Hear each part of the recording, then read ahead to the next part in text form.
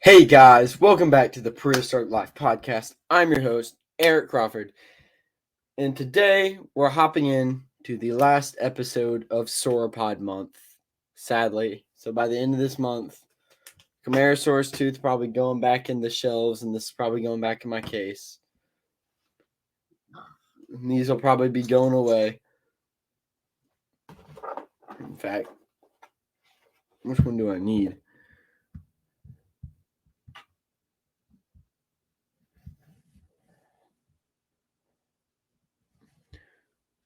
Looks like a more. This is the last episode for Sauropod Month. I'm going to go ahead and put these bad boys away.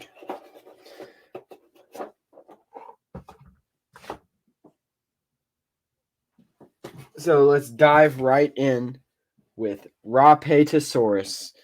I know the name looks a little strange, but it's Rapetosaurus. Trust me, I found that out as quick as possible. So, the weird thing about Rapetosaurus is that only one juvenile skeleton from partial remains has been... Well, one juvenile skeleton, but also partial remains from other individuals have been found. We don't really have anything that's like the adult size. We only have really the not measurements, but the estimated measurements of the juvenile. Or we only really have the main measurements for juvenile, but we have projected measurements for adult. So for juvenile, they're about 7 feet tall, 88 pounds, probably 88 to somewhere to like 100, 200, 88 to 200. They could vary. It was about 27.56 feet long. The projected adult size is about 5 meters long, or not long, 5 meters high and 15 meters long. Probably a ton or two. So Rapetosaurus, I didn't actually go over what this bad boy looks like, looks like something like Saltosaurus. Something else I should have done. So it's got the bumps on its back, which is very uncommon. This one has some kind of like spine quill thing, like they usually depict Brachiosaurus with. It's got the bumps and ridges on its back, probably as an armor plating against carnivores getting on its back and trying to bite at it. It's got the long sauropod neck. Looks like it has a brachiosaur-like head. It's got the long sauropod tail. It stands on all fours like a big old heavy sauropod, and it's got the big old sauropod body. So the projected adult size, actually, I measured it out, was about 14.76 feet tall, about 10 tons, and about 40.21 feet long. Which is, hey, I came prepared. Its diet was ferns, leaves, berries, bushes, moss, and minerals. Just kidding. Basically, whatever plants it can get its big old teeth on.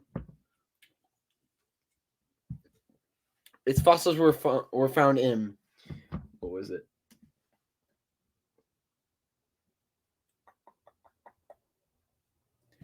The Mivarino Formation in Madagascar.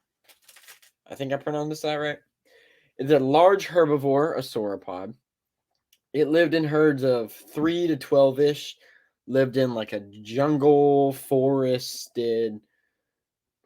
plainsy, river's edge area. It used its whip-like tail for defense. and use the bumps and hard points on the back as defense. It was named by Christina Curie Rogers and Catherine A. Forrester in 2001. It lived 72.1 to 66 million years ago, which is the Maastrichtian of the Cretaceous. So that's actually over here, which is up here. 72-ish to 66. That's the Maastrichtian of the Cretaceous. So this bad boy probably went extinct during the KT extinction, which is, of course, the famous extinction where the giant asteroid crashes into Earth, wiping out all the dinosaurs, killing them off, all that. So, yeah, let's see what else I got. A very exciting find: the juvenile specimen of Rapetosaurus is to date the most complete titanosaurid skeleton found. This has allowed many of the gaps in the understanding of these dinosaurs to be filled in, including how the titanosaurs fit in among the sauropod group. This new understanding of titanosaurid morphology has had led to fresh sizing estimates among the titanosaur group that are considered by many to be more accurate. So, Rapetosaurus is the most complete sauropod, quote unquote, titanosaurid to be found of its juvenile find, which is really interesting and has helped form and pave the way for other titanosaurs. The body length of the juvenile specimen was 8 meters, but comparison with partial adult remains suggests a mature Rapetosaurus could grow up to 15 meters long. For a titanosaurid, this is actually quite small, especially when compared to larger members of the group such as Argentinosaurus. The skull of Rapetosaurus is very much like a diplodocus and featured teeth that are more suitable for stripping freshly vegetation such as leaves from branches. So this thing probably mainly fed from leaves. Where'd it go? And had a skull more like this. There we go. It had the more diplodocid skull.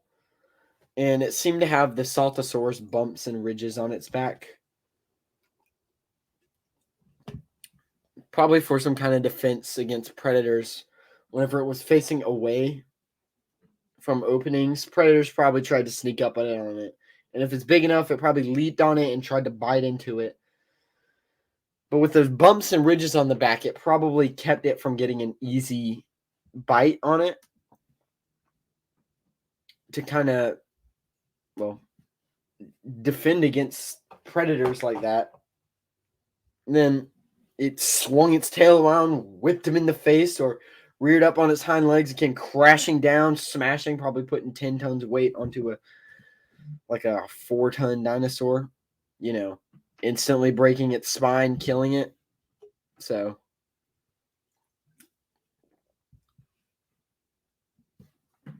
sauropods were a lot more dangerous than people think. And if you get a sauropod with a temper, it's game over. Because they're big enough to kind of buck over smaller trees. And if you get into the bigger ones like Argentinosaurus, they can knock down some pretty big trees by just kind of brushing up against them and kind of forcing them down a little bit. So if you get a sauropod with a temper, and it will go crazy, and then all the other sauropods in its herd will start to get all antsy and probably go crazy too, causing a stampede of these giant 40-ton beasts trampling through the woods, knocking down forests and killing animals just by stepping on them. And you get something like a Apatosaurus where the end of its tail could create a sonic boom just crack, and you're like a predator and you accidentally set one off, it's going to rear up. The other two predators in your pack get crushed, and then you're going to get like your head obliterated with a sonic boom from the tip of the Apatosaurus tail. But something like Rapetosaurus, where you jump on its back and then it goes all like, what is going on? What are we doing? What are we doing? And then it basically like could probably just rolled over, just and then crushed you. That's what I'd be doing if I had defense on my back like that. Come trying to bite on the back, just roll over and just crush you. And then whenever I'm getting back up and you're struggling, I'm use that whip-like tail, right in like your face, breaking your jaw, breaking open the side of your skull, cracking open your eye. I mean, I'm just saying it works. These creatures survived for millions of years. I'm just saying they're probably doing something right. I mean, they've been on Earth longer than humans have, which is crazy to think about. But Rapetosaurus is like, I like to think of it like a turtle fused with a Brachiosaurus / Diplodocus. Like Dragon Ball fusion, Metamoran fusion. Boo! Fusion, ha! And then they fuse. And then it's got like this weird shell on its back, but it also has like the sauropod build, so it's got the long neck, keep its head up out of danger. But it's got that whip-like tail, so it can crack into predators. But it's also big enough to just like step on them and crush them, which is pretty interesting.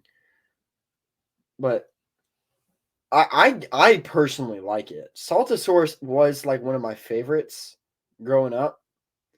I always found it super interesting that it had like the bumps and ridges all over like the back like that. I always found that super interesting of like an evolutionary defense, that something kept happening evolutionary that caused these beasts to grow these bumps and bridges and lumps and stuff all over its back. What set that off? Was it predators killing them by jumping on their back? Could it have been something real dumb like coconuts falling on their back or something weird? Who knows? It could have been a many of things that set them off down an evolutionary track to like get these back bumps and things to defend themselves, which is just a really interesting thing to think about, that down that evolutionary track, these giant hulking beasts that were 6 times as big as man needed a defense on their back like that. Was there a giant pterosaur that was not known about? Was Quetzalcoatlus a lot more aggressive in attacking? Was this something that juveniles had that was something that maybe they grew out of, that like kind of disappeared a little bit over time? Could it be that these bumps on their back was something that juveniles had to defend themselves as young? This is why I love studying these beasts. There's so many different questions you can ask about, why did this one look like this? Why did that one look like that? And just the ideas and stuff that these creatures had to evolve to surround something going on in the environment to defend.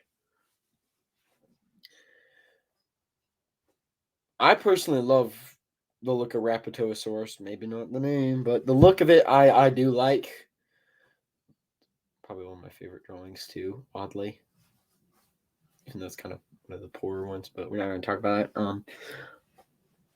I personally think it's a really cool dinosaur. I mean, I don't have. I mean,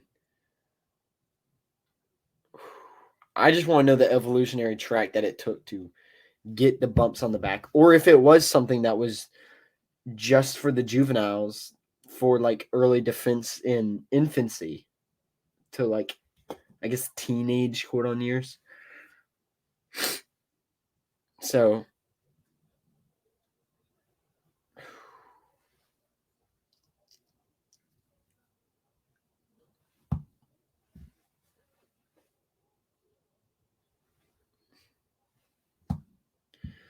mean, yeah, it's just intriguing to me that these beasts had to evolve to get those bumps and things down their back to help defend. But Rapetosaurus is pretty cool looking. I personally like the look of it. Kind of odd that we only have juvenile and then partial remains, but it is good that we do have some very complete remains that help us study other titanosaurs. But yeah, well, that was Rapetosaurus. Kind of went on a little rant about evolutionary tracks, but whatever. I'm your host, Eric Crawford. Go check out the website. From there, you can get to the Instagram or the YouTube. So please go check that out. While you're at it, go check out the Instagram. We get additional content. One of the most recent things outside of what do you call it? Actual dinosaur updates for the week was Life on Our Planet. Please go check that out. It's an amazing show. Morgan Freeman is an amazing voice actor. Please go check out Life on Our Planet on Netflix. It is amazing.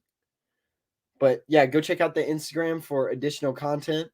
And go check out the YouTube. I try to upload things a little bit earlier on there so that y'all guys get a little bit, quote unquote, rewarded for subscribing. That, I mean, as soon as I get done with this, and I'm just going to upload it immediately. But